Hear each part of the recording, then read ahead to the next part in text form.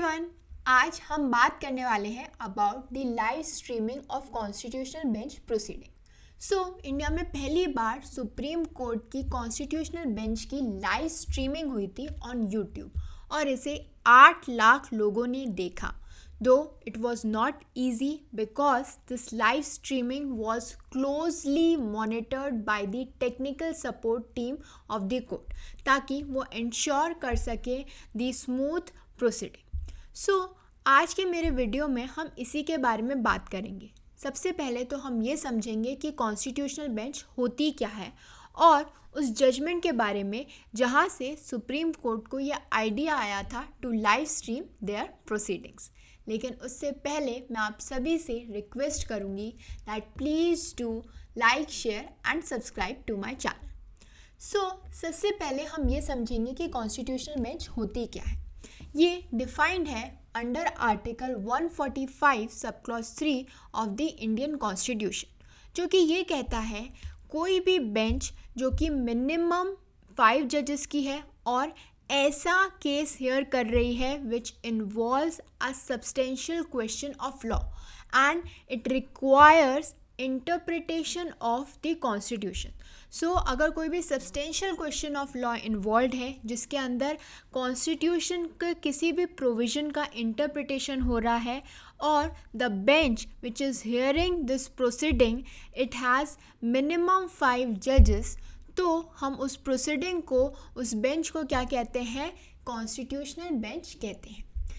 Recently जिन benches की live streaming हुई थी it was related to 3 important cases जो कि थे इन रिगार्ड टू, अगर फर्स्ट की बात करूँ, फर्स्ट कॉन्स्टिट्यूशनल बेंच की, तो वो जो केस हियर कर रही थी it was related to the 10% quota for economically weaker sections of the society. दूसरी bench it was dealing with the case in regard to the scuffle between the Maharashtra Chief Minister Shinde's faction and the Uddhav Thackeray camp over who has the real Shiv Sena party.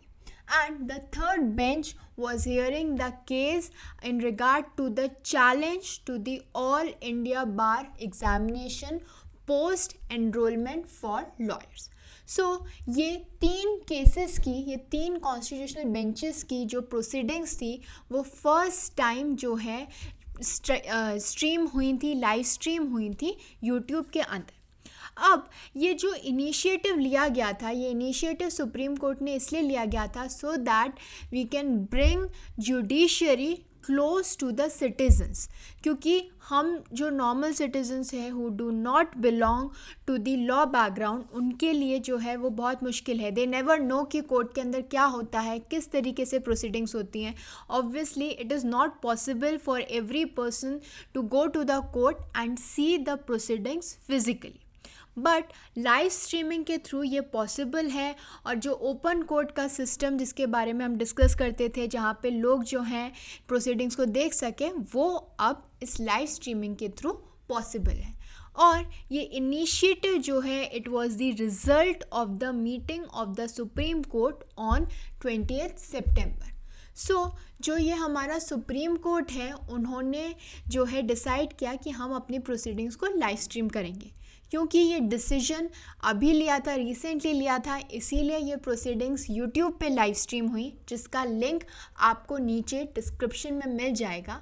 लेकिन supreme court का कहना ये है कि future के अंदर हम एक डेडिकेटेड प्लेटफॉर्म बनाएंगे for live streaming the hearing. ये जो आइडिया है ये सिर्फ एक मीटिंग से नहीं आ गया था, बल्कि इसके पीछे एक बहुत ही इम्पॉर्टेंट जजमेंट का हाथ है और उस जजमेंट का नेम है स्वप्निल त्रिपाठी जजमेंट। ये जो जजमेंट है ये सितंबर 2018 में आया था, जहाँ पे ये अपहेल्ड किया गया था the demand of live streaming of the supreme court proceedings. इस केस के अंदर सुप्रीम कोर्ट ने ये हेल्ड किया था कि अगर हम प्रोसीडिंग्स को लाइव स्ट्रीम करेंगे तो it will provide an opportunity to the general public कि वो विटनेस कर सकें लाइव प्रोसीडिंग्स को, जो कि बहुत डिफ़िकल्ट है otherwise due to obviously logistical challenges and infrastructural restrictions. Court ने इस केस के अंदर ये हेल्ड किया था कि live streaming of court proceedings जो हैं ये पार्ट है हमारे right to access justice under article 21 of Indian constitution. अगर वैसे देखें तो जो आर्टिकल 21 है वो किससे डील करता है? It deals with right to life and personal liberty. लेकिन इसी आर्टिकल के अंदर हमें क्या मिलता है? Right to access to justice. So ये जो लाइव टेलीकास्ट का पूरा सिस्टम है वो हेल्प करेगा people court in realizing the open court system जो कि यूनिवर्सली एक्सेसिबल जुडिशरी को एम करता है। 2018 के अंदर ये जो जजमेंट आया, it laid down several conditions by the supreme court for live streaming कि कैसे होना चाहिए, क्या क्या चीज़ों को ध्यान में रखना चाहिए। सो ऐसा नहीं है कि ये लाइव स्ट्रीमिंग का जो कॉन्सेप्ट है वो पहली बार किया गया था। इससे पहले अगस्त 2022 के अंदर जब एक सेरेमोनियल बेंच ने फेयरवेल दिया था जो हमारे former chief justice of India हैं एन.वी. रमाना को, तब भी वो जो बेंच है, वो जो सेरेमोनियल बेंच है, उसकी भी जो है लाइव स्ट्रीमिंग की गई थी। और अगर मैं बात करूं हमारे हाई कोर्ट्स की, तो जो गुजरात, उड़ीसा, कर्नाटका, झारखंड, पटना और मध्य प्रदेश के हाई कोर्ट हैं, they have been live streaming their proceedings through their own YouTube channel since 2020।